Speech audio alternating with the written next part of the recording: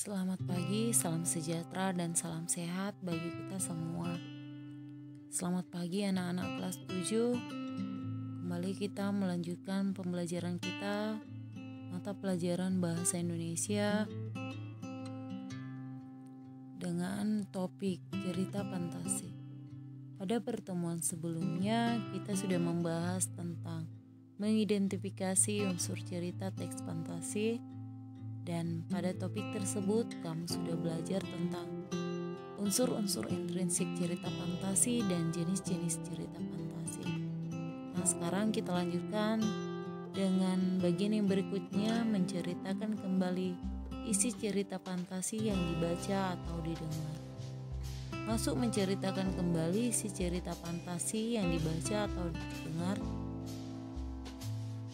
adalah setelah kamu membaca cerita fantasi tersebut, kamu mampu menceritakan kembali cerita tersebut dengan bahasamu sendiri.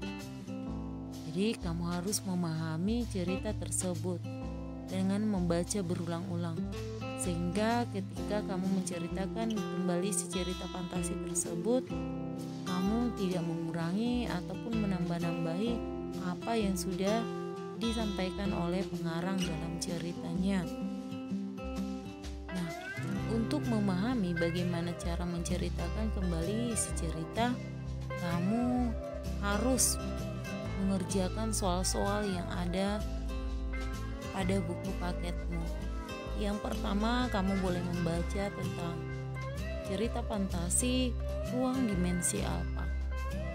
Nah, setelah kamu memahami cerita tersebut, kamu boleh mengerjakan pertanyaan-pertanyaan di bawah ini.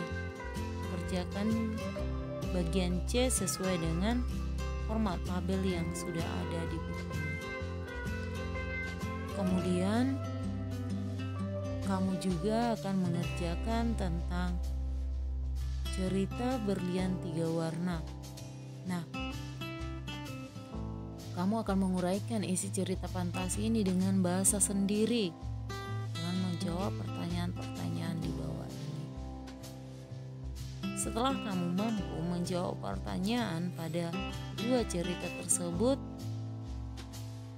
pastinya kamu akan bisa menceritakan kembali cerita-cerita fantasi dengan bahasa dan kalimatmu sendiri.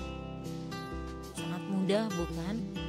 Nah, jika ada pertanyaan yang masih kurang tepat atau kurang dipahami, boleh ditanya di grup. Tetap semangat untuk mengerjakannya.